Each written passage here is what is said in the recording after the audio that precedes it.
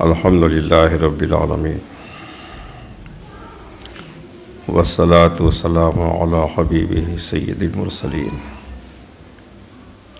व अला आलिहि व अस्हाबिही अजमाइन। दुरूद व सलाम का हदिया पेश करें। अल्लाहुम्मा सल्लि अला सय्यिदिना मौलाना मुहम्मदिन मअदनिल जूदि वल करम व आलिहि व बारिक वसल्लिम। सलातम व सलामन अलैका या रसूलल्लाह सल्लल्लाहु तआला वसल्लम। हज़रात,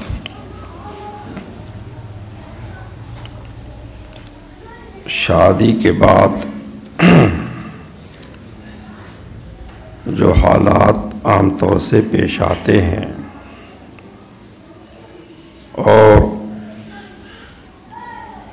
औरत और मर्द और दोनों के ख़ानदानों की क्या जिम्मेदारियां होती हैं, इस सिलसिले में चंद बातें हम मुख्तसर तौर से बयान करते हैं।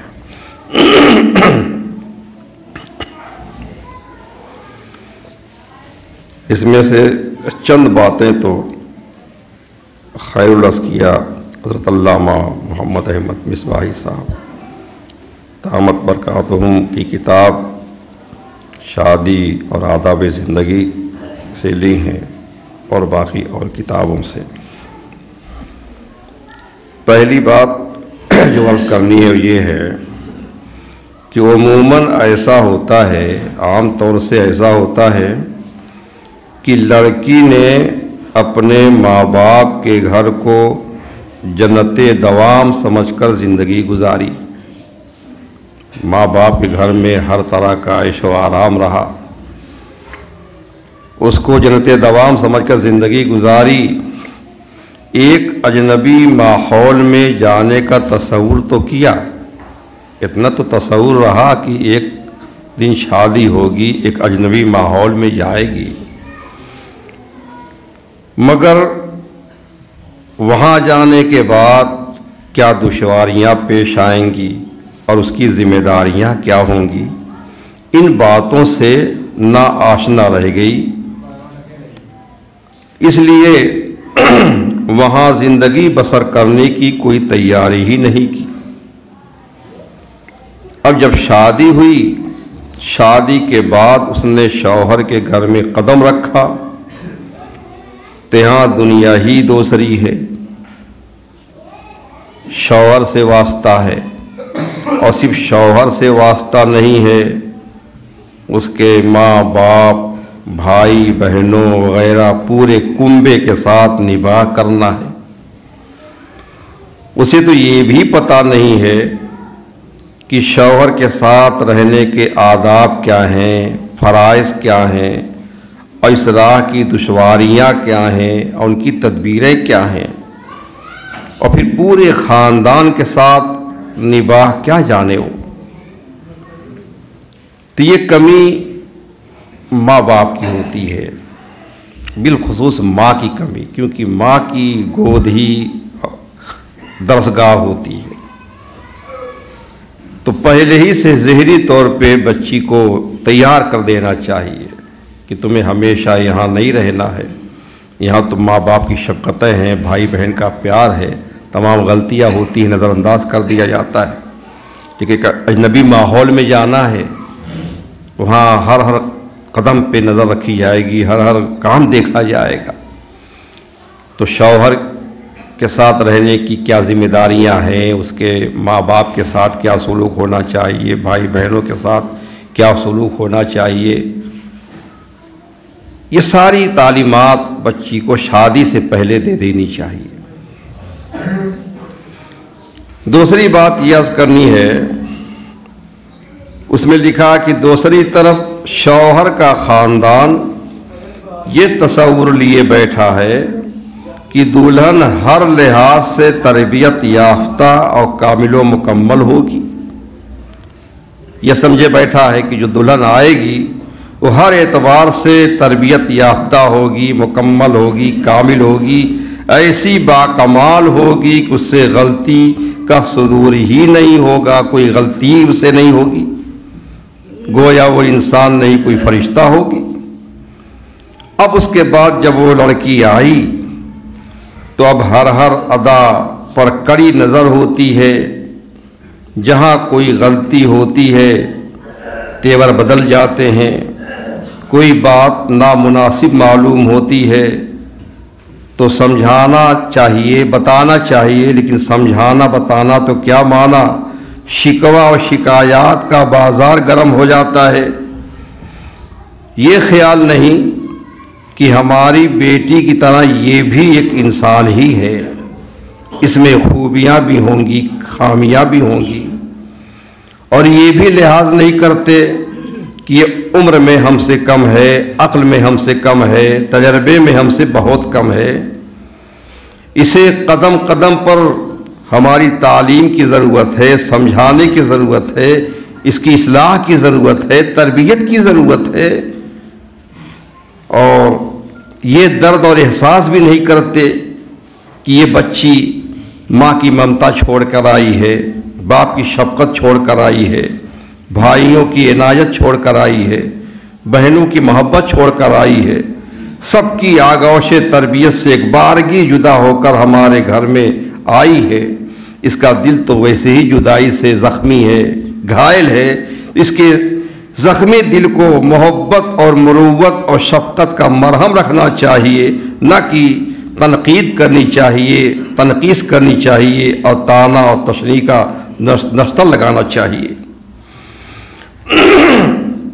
जाहिर है इससे घर के अंदर एक नफ़रत और बेजारी और कर्ब व अलम का माहौल पैदा हो जाता है, जबकि बात कुछ भी नहीं है और है तो सिर्फ इतनी जितनी अपनी बेटी से रात दिन होती रहती है।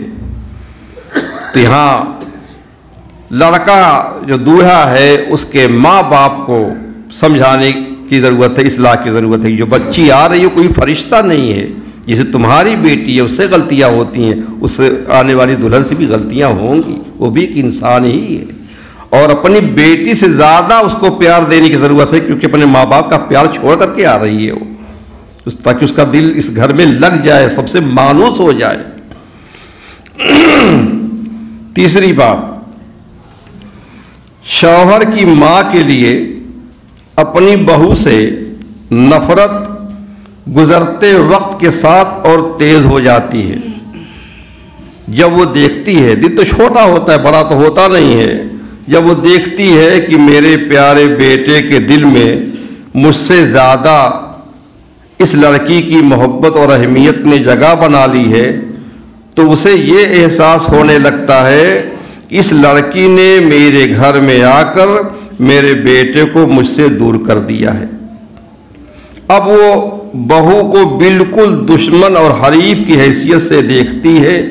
उसकी दिल आज़ारी करना और सारे अहले ख़ानदान और मिलने जुलने वालों से बहू की शिकायत करना, ये उसका काम बन जाता है। जबकि सोचना चाहिए कि जो बहू से जो मोहब्बत उसको है बेटे को, वो और अंदाज की है, माँ बाप का से मोहब्बत जो है वो और अंदाज की है। उसके दिल में दोनों के लिए जगह होनी चाहिए। चौथी बात, बाज़ खामियां बहू में भी ऐसी होती हैं जो लाजमी तौर पर नफ़रत व बेजारी को जन्म देती हैं। जैसे ससुराल में आकर वो हर वक्त अपने मैके की तारीफ करती है, अपने मैके की खुशहाली बयान करती है, आराम व आफियत और दौलत व सरवत, और अपने माँ बाप की इज़्ज़त व शौकत का तज़किरा कुछ ऐसे अंदाज में करती है जिससे अंदाज़ा होता है कि ससुराल उसके लिए कमतर है और शौहर के अहले ख़ानदान मैके वालों से गिरे हुए हैं। और ये बातें शौहर को भी मुतरफ़िर कर देती हैं और उसके माँ बाप और भाई बहनों को भी मुतरफ़िर कर देती हैं।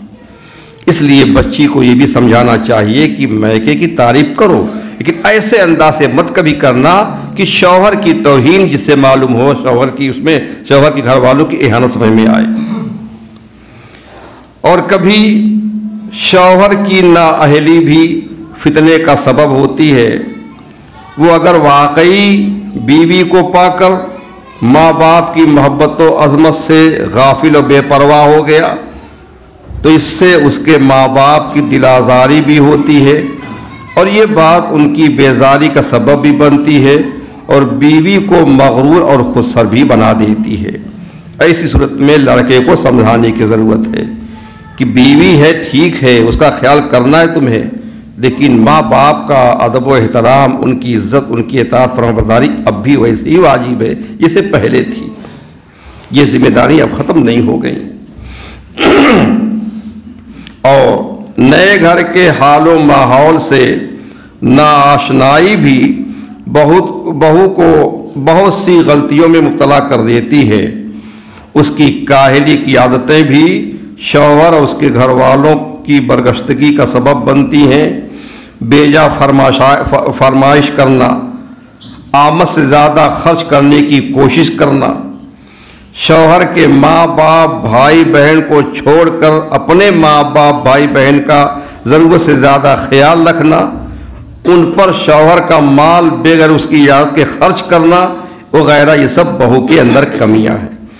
शौहर के ज़िम्मे सिर्फ अपनी बीवी का खर्चा है, ना नफका है, बीवी के माँ बाप भाई बहन का खर्चा उसके ज़िम्मे नहीं है। अब अगर अपने भाई बहन को कुछ देना चाहती है या अपने घर में रखना चाहती है या घर बुलाना ही चाहती है तो उसमें शौहर की इजाज़त ज़रूरी है। बगैर शौहर की इजाज़त और मर्ज़ी के अपने माँ बाप को भी घर में नहीं बुला सकती हो, और तो दूसरे रिश्तेदार तो अपनी जगह पर हैं। कभी शौहर की नाराज़गी का सबब अपनी तंगदस्ती, मुफलिसी, कर्जदारी वगैरह है। शौहर मुफलिस है, गरीब है, तंगदस्त है, इसकी वजह से वो चिड़चिड़ापन उसके अंदर पैदा हो जाता है और उसकी भड़ास जो है शरीक ज़िंदगी ही पर नाराज़ होकर जो है निकालता है। इसमें जो है शौहर को तसल्ली और इस्लाह की ज़रूरत है। कभी ऐसा होता है कि औरत की सर्द मेहरी, नाज नखरे, बदज़बानी, ऐंठ, अकड़, मैके वालों की बेजा हिमायत, हर बात पर ज़िद वगैरह, इससे भी घर में एक बेजारी का माहौल पैदा होता है, एक नफरत पैदा हो जाती है। कभी लड़की की सास, उसकी नंदों का बेजा सलूक और शौहर की सुस्ती, काहिली, बीवी बच्चों का नफका ना देना, उनका ख्याल ना करना, इनसे भी घर जो है जहन्नम बन जाता है। और औरत या शौहर की खिलाफे मर्जी शादी होना, मर्जी खिलाफ शादी हो गई, औरत जो है मर्द को पसंद नहीं करती थी या मर्द जो है औरत को पसंद नहीं करता था, शादी हो गई और शादी के बाद कोशिश की दोनों ने, लेकिन फिर भी दिल अगर नहीं बैठा तो दिल में नफरत सी पैदा हो जाती है और फिर घर जहन्नम बन जाता है। ऐसी सूरत में समझाया जा सकता है लेकिन जबर नहीं किया जा सकता। अगर दिल वाकई नहीं बैठ रहा है तो जुदाई करा दी जाए दोनों में, दोनों की ज़िंदगी जहन्नम ना बनाई जाए, पूरी ज़िंदगी जहन्नम की आग में जलते ना रहे वो। इस पर हम आपको एक हदीस का मज़मून सुनाते हैं। हज़रत बरीरा रज़ी अल्लाह ताला अन्हा, ये बरीरा ये हज़रत उम्मुल मोमिनीन आयशा सिद्दीक़ा रज़ी अल्लाह ताला अन्हा की कनीज़ हैं, बांदी हैं। ये पहले किसी और की कनीज़ थी, किसी और की बांदी थी और उनका निकाह एक साहिब से हो गया था। आका अपनी बांदी का निकाह किसी से भी करना चाहे तो कर सकता है, उसमें जो है बांदी का कोई दखल नहीं होता, निकाह उसको करना ही पड़ेगा। बहरहाल उसका निकाह किसी से हो गया था और जिनसे उनका निकाह हुआ था उनका नाम था मुगीस, मुगीस नाम था उनका। और ये ज़रा खूबसूरत थी बरीरा और मुगीस जो है इनके सामने उतने खूबसूरत नहीं थे, तो ये बरीरा जो है अपने शौहर मुगीस को पसंद नहीं करती थी, इनकी मर्ज़ी के ख़िलाफ़ शादी इनकी हो गई थी और मुगीस जो है इनसे बहुत मोहब्बत करते थे। उनके मालिक ने, बरीरा के मालिक ने उनसे 9 औकिया चांदी के बदले अक़्द किताबत कर लिया था ये कहा था कि 9 औकिया चांदी तुम कहीं से दे दो, तुम आज़ाद हो जाओगी। ऐसे गुलाम बांदी को मुकातब और मुकातबा कहा जाता है। 9 औकिया चांदी, एक एक औकिया साल ब साल 9 साल में अदा कर दो तो तुम आज़ाद हो जाओ। हज़रत बरीरा उम्मुल मोमिनीन हज़रत आयशा सिद्दीक़ा रज़ियल्लाहु तआला अन्हा की बारगाह में इमदाद हासिल करने के लिए हाजिर हुई। इतना हिस्सा तो बुखारी शरीफ में भी बयान किया गया, हदीस शरीफ में है। अब जब हज़रत सिद्दीक़ा के पास आई कि कुछ आप मदद फरमाएं ताकि मैं अपने आका को दे करके आज़ाद हो जाऊं, तो ये बरीरा हज़रत उम्मुल मोमिनीन आयशा सिद्दीक़ा रज़ियल्लाहु अन्हा को पसंद आ गई।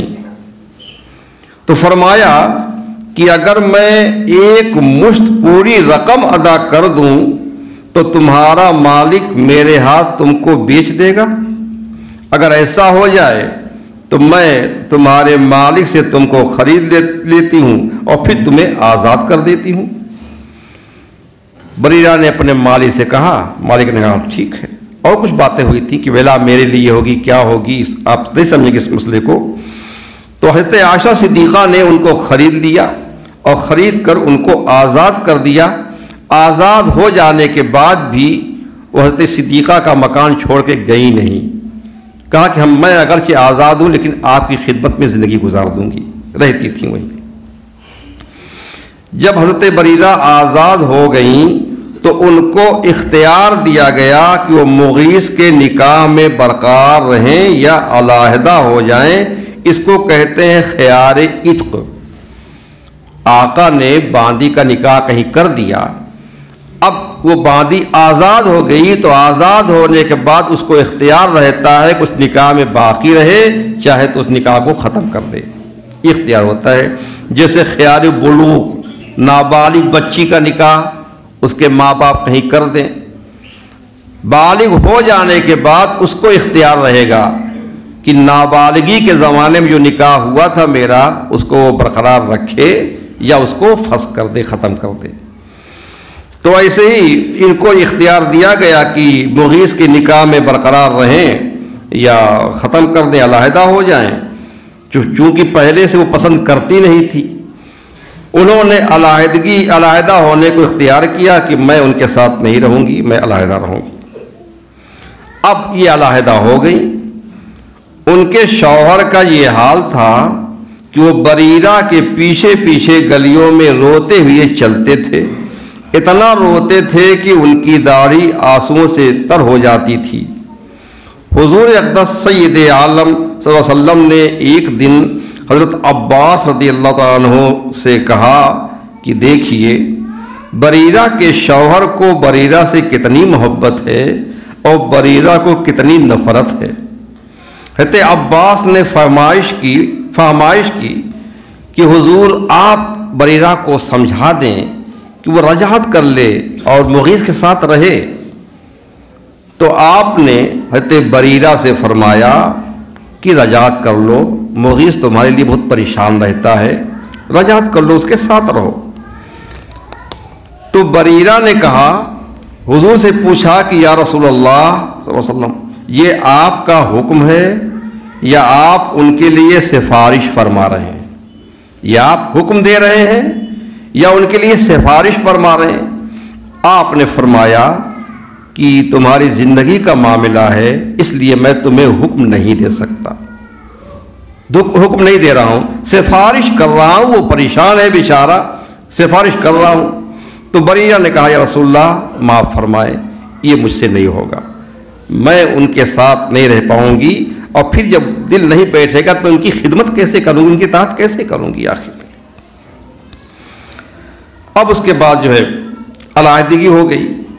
ये हज़रत बरीरा रज़ियल्लाहु तआला अन्हा हैं जिनके बारे में उम्मुल मोमिनीन हज़रत आयशा सिद्दीक़ा रज़ियल्लाहु तआला अन्हा ने फरमाया कि बरीरा की ज़ात से 3 अहकाम मालूम हुए, इस्लाम के 3 हुक्म बरीरा की ज़ात से मालूम हुए जो क़यामत तक के लिए नाफिज हो गए।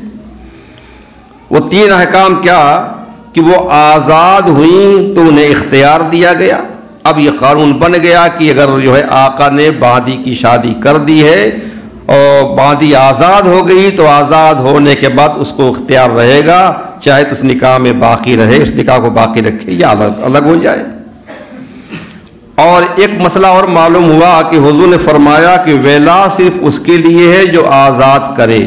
ये वेला का मसला एक फ़िक़ही मसला भी है और इल्म मिरास का भी मसला है कि जो आका किसी को आज़ाद कर देता है, अब ग़ुलाम या बादी कुछ कमाओ माले दौलत कुछ उसके पास हो जाए, फिर वो मर जाए, उसका कुछ कोई वारिस ना हो तो उसकी जायदाद वगैरह का वारिस खुद उसका आका होता है जिसने उसको आज़ाद किया है। ये वेला है, आज़ाद करने वाले को हासिल होती है। और तीसरा हुक्म क्या हुआ, बरीरा को जो सदक़े का गोश्त दिया गया था उस पर हुजूर ने फरमाया था कि उसके लिए सदका है, मेरे लिए हदिया है। वो ये हुआ कि एक मरतबा हुजूर सय्यद आलम सल्लल्लाहु अलैहि वसल्लम आयशा सिद्दीक़ा के मकान में तशरीफ़ लाए, खाने को मांगा, सूखी रोटी पेश की गई और उधर हांडी पे गोश्त जो है उबल रहा था। तो जब सूखी रोटी पेश की गई तो हुजूर ने फरमाया कि मुझे खाने को सूखी रोटी दे रही हो और हांडी तो गोश्त से उबल रही है, उसमें गोश्त उबल रहा है। तो आपसे बताया गया कि ये सदक़े का गोश्त है और हम तो सदका खाते नहीं, बनी हाशिम सदका नहीं खा सकते हो, तो सदका ये सदक़े का गोश्त है जो बरीरा को दिया गया है, वो बरीरा के लिए है। तो आपने फरमाया कि ये बरीरा के लिए सदका है और बरीरा मुझे दे देगी तो मेरे लिए हदिया हो जाएगा। और ये मसला बन गया कि कोई भी ज़कात, सदक़ात, खैरात वगैरह हो किसी गरीब को दे दिया जाए तो गरीब के लिए सदका है। अब गरीब अपनी खुशी से किसी अमीर को खिला सकता है, ये उसके लिए हदिया हो जाएगा। ये हमेशा के लिए मसला हो गया। तो अब इस मौके पर क्या हुआ कि हुजूर ने बरीरा पर कोई दबाव नहीं डाला कि तुम खामखा मुगीस के साथ रहो, जबकि हमारे हुजूर माँ बाप से ज़्यादा हकदार हैं उम्मत के लिए। बाप तो बेटी का वली होता है और हमारे हुजूर वली नहीं, औला है। अन्नबियो औला बिलमुमिनीन मिन अनफुसिहिम, बहुत बड़ा वली, बहुत ज़्यादा हकदार है वो। लेकिन इसके बावजूद भी आपने दबाव नहीं डाला, ज़बरदस्ती नहीं की। तो जाहिर सी बात है जो हमारे हुजूर अपने एक उम्मती पर दबाव नहीं डाल सकते, सख्ती नहीं कर सकते, शादी के मसले में, ज़िंदगी गुजारने के मसले में, तो माँ बाप सख्ती कैसे कर सकते हैं। इसलिए समझाया बुझाया तो जाए, लेकिन अगर समझाने बुझाने पर दिल ना बैठे तो दोनों में अलहदगी करा देने भलाई है। शौहर की बदमिजाजी भी कभी बिगाड़ का सबब होती है। बात बात पर डांटना, फटकारना, सख्त लहजे में बात करना। अब बीवी के लिए जिंदगी दूभर हो जाती है। एक शौहर है जिसे वो अपना समझकर उसके घर में रह सकती थी, वही उसको बर्दाश्त करने के लिए तैयार नहीं है, तो फिर किसके सहारे अपने दिन गुजारेगी। इयाउल उलूम शरीफ में एक हदीस है, अल्लाह के रसूल सल्लल्लाहु अलैहि वसल्लम ने इरशाद फरमाया कि जो शख्स हाकिम बनाया गया और उसने लोगों से नरमी और आसानी बरती तो अल्लाह ताला क़यामत के दिन उससे नरमी बरतेगा। तो शौहर भी बीवी का हाकिम होता है। अर्रिजालु क़व्वामून अलन निसा, हाकिम होता है। बीवी को अल्लाह ने उसके मातहत कर दिया है, तो उसको चाहिए कि बीवी पर नरमी करे, उसकी गलतियों को नज़रअंदाज करे, हर बात पकड़े नहीं, डांटे फटकारे नहीं। अगर आज वो नरमी नहीं करता, सख्ती करता है, तो ये समझे कि उसके ऊपर तो हाकिम, सबसे बड़ा हाकिम अल्लाह ताला है। ये कितनी नाफरमानी करता है अपने रब की, अगर रब पकड़ेगा फिर इसका क्या हाल होगा। अगर यहाँ आज वो नरमी नहीं करता बीवी के साथ, कल क़यामत में अल्लाह ताला उस पर रहम नहीं फरमाएगा। बदकारी की अगर आदत हो दोनों में से किसी एक की, हकीकत में बीवी बदकार है, उसका चाल-चलन खराब है, समझाने पर भी नहीं मानती है, तब भी जुदाई करा दी जाए। या औरत शरीफ है, पारसा है, पाकदामन है, उसका शौहर बदकार है और समझाने बुझाने पर नहीं मानता है, जब भी तफरीक करा दी जाए, इस्लाह की कोशिश पहले की जाए। लेकिन महज बदगुमानी की बुनियाद पर किसी को बदकार ना कहा जाए। औरत भी सुनी सुनाई बात पर भरोसा ना करे। किसी ने कह दिया कि मान लिया शौहर से बदगुमान हो गई, या शौहर ने बीवी के बारे में कोई शिकायत किसी ने कर दी शौहर से, शौहर फौरन बदगुमान हो गया। किसी की सुनी सुनाई बात पे कभी जो भरोसा न कर ले, इतनी आसानी से बदगुमानी न करे। बदगुमानी करना हराम है। देखिए, किसी की शादी हुई और शादी के 6 महीने बाद अगर बच्चा पैदा हो गया तो आमतौर से बदगुमानी हो जाती है। शौहर भी बदगुमान हो जाता है कि जब 6 महीने में बच्चा पैदा हो गया है, चूंकि आमतौर से बच्चे 9 महीने में पैदा होते हैं, तो इसका मतलब ये है कि निकाह से पहले ही इसके पेट में बच्चा था, तो ये नाजायज़ बच्चा है। शौहर भी बदगुमान हो जाता है, उसके माँ बाप भी, भाई बहन भी बदगुमान हो जाते हैं। लेकिन ऐसा नहीं होना चाहिए। 6 महीने के बाद भी बच्चा पैदा हो तो बच्चा उसी शौहर का होगा, किसी और का बच्चा नहीं माना जाएगा। ये नहीं कह सकते कि जो है किसी और का बच्चा है या औरत ने ज़िना किया है। उस पर हम आपको एक वाक़या दिखाते हैं। ऐसा हो सकता है कि 6 महीने में बच्चा पैदा हो, वज़ह हमल की कम से कम मुद्दत 6 महीना है।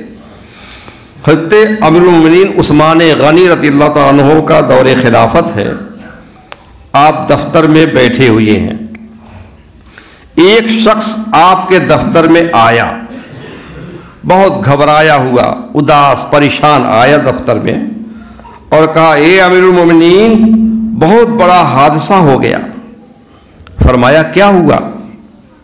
उसने कहा, मैंने शादी की है और पूरे 6 महीने अभी शादी को हुए हैं और मेरी बीवी के यहाँ बच्चा पैदा हो गया। लगता यह है कि उसने बच्चे की खबर सुनी, बच्चा पैदा हुआ है, तो बच्चे को देखने भी नहीं गया, वो सीधा चला आया जो है दरबार उस्मान गनी में आया सीधे। और मामला ये है कि इस वाक़े से पहले अरब का ये ख्याल था कि 6 महीने में बच्चा पैदा नहीं होता, बच्चे 9 महीने में पैदा होते हैं। तो इसका मतलब ये हुआ कि 3 महीना पहले से बीवी हामिला थी, तो ये ज़िना का हमल है, बच्चा नाजायज़ है। अब हज़रत उस्मान गनी तक जो उसने शिकायत की कि हुजूर मेरी बीवी से गलती हुई है, बच्चा तो मेरा है नहीं, जायज़ है नहीं, तो हज़रत उस्मान गनी ने मुशीरों से मशवरा किया कि क्या किया जाए। तो ये तय हुआ कि अरब में ऐसा कभी हुआ नहीं है, लिहाजा ये बच्चा नाजायज़ है, ये बच्चा जायज़ नहीं है। फ़अमरा बिहा अन तुरजमा, हुक्म दे दिया हज़रत उस्मान गनी ने कि उसको रज्म किया जाए, संगसार कर दिया जाए। संगसार करने की सूरत क्या होगी कि उसको गाड़ दिया जाएगा और गाड़ने के बाद जो सर उतना निकला रहेगा बाहर, और हर तरफ से लोग पत्थर फेंक फेंक के मारेंगे, इतना मारेंगे कि वो मर जाए। ये है संगसार, ये है रज्म। संगसार कर देने का हुक्म दे दिया। अब उसको जो है अब ऐलान करा दिया गया कि फलां औरत ने ये गुनाह किया है, 6 महीने के बाद बच्चा पैदा हो गया है तो ज़िना साबित होता है, उसको सज़ा दी जाने वाली है। और चूँकि हुक्म ये है, सूरह नूर में है, वल यशहद अज़ाबहुमा ताइफ़तु मिनल मुमिनीन, जब जानी या जानिया को सज़ा दी जा रही हो तो चाहिए कि उनकी सज़ा के वक्त मुसलमानों का एक गिरोह वहाँ हाजिर रहे, लोग देखें ताकि सबको इबरत हासिल हो, कोई ऐसी गलती फिर दोबारा ना करे। अब जब ये ऐलान हो रहा था तो मौलाए कायनात हज़रत अली रज़ियल्लाहु तआला अन्हु ने भी ये ऐलान सुना। अब ऐलान सुना तो और लोग ऐलान सुनते थे तो सीधे बस उस मैदान में पहुंच रहे थे जहां पर संसार होना था, और हज़रत अली सीधे हज़रत उस्मान गनी के दफ्तर में चले, उनके दफ्तर की तरफ चल पड़े। दरबार में हाजिर हुए और कहा, ए अमीरुल मोमिनीन, आपने ये हुक्म जारी किया है कि उस औरत को संसार कर दिया जाए, रज्म कर दिया जाए? तो उस्मान गनी ने कहा कि हाँ, मैंने ये हुक्म जारी किया है। हज़रत अली ने कहा, अमीरुल मोमिनीन, आपने किस दलील से ये हुक्म जारी किया है? उस औरत के ज़िना का सबूत क्या है आपके पास? क्या सबूत है कि उसने ज़िना किया है? तो आपने फरमाया कि 6 महीने में बच्चा पैदा हुआ है, और क्या सबूत चाहिए? 6 महीने बच्चा कहाँ पैदा होता है? निकाह को भी 6 महीने हुए हैं। तो मौला अली ने कहा, ए अमीरुल मोमिनीन, 6 महीने में बच्चा पैदा हो सकता है। कहा यह कैसे हो सकता है, कभी ऐसा हुआ नहीं है। कहा हो या ना हो सकता है, और ये हुक्म कुरान शरीफ में मज़कूर है। बाबुल इल्म है ये। सरकार ने फरमाया मैं इल्म का शहर हूं और वाली उसके दरवाजा है। तो हज़रत उस्मान गनी हैरान हो गए, कहाँ है ऐसा? कहा कि आप कुरान शरीफ की आयत पढ़ें, हमलुहु व फिसालुहु सलासूना शहरन, हमलुहु व फिसालुहु सलासूना शहरन, हमल और दूध पिलाने की मुद्दत 30 महीना है। हमल और दूध पिलाने दोनों की मुद्दत 30 महीना है, 2.5 साल। तो उस्मान गनी ने कहा ये तो 2.5 साल हुए, तो 2.5 साल हुए तो 6 महीने का बच्चा कैसे निकलेगा इससे कि 6 महीने बच्चा पैदा हो सकता है? तो मौला अली ने कहा एक आयत और सुने आप, वल वालिदातु युरदिना औलादहुन्ना हौलैनि कामिलैनि लिमन अरादा युतिम रज़ाअह, माए अपने बच्चों को पूरे 2 साल दूध पिलाएं। तो दूध पिलाने की मुद्दत 2 साल है। तो जब दूध पिलाने की मुद्दत 2 साल है और अल्लाह ने फरमाया हमलुहु व फिसालुहु सलासूना शहरन, कि हमल और दूध पिलाने की मुद्दत कुल दोनों मिलाकर 30 महीना है, और इस जगह साफ कह दिया कि 2 साल दूध पिलाने की मुद्दत है, तो 2 साल आप निकाल दीजिए 30 महीने में, तो कितना बचेगा? 6 महीना बचेगा। तो कुरान ने पहले ही कह दिया कि क़यामत तक 6 महीने बच्चा पैदा ना हो, लेकिन 6 महीने में बच्चा पैदा हो सकता है। और आज देखिए साइंस भी कह रही पैदा हो सकता है, आज कह रही है, पहले कोई नहीं मानता था इसको। अब हज़रत उस्मान गनी की आंखें खुल गईं, और हज़रत अली का अकीदा, हज़रत उस्मान गनी का अकीदा, कोई आज का आलिम होता तो अकड़ जाता। मैंने कह दिया, मैंने फैसला कर दिया, ये कौन होता है, मुझसे छोटा है।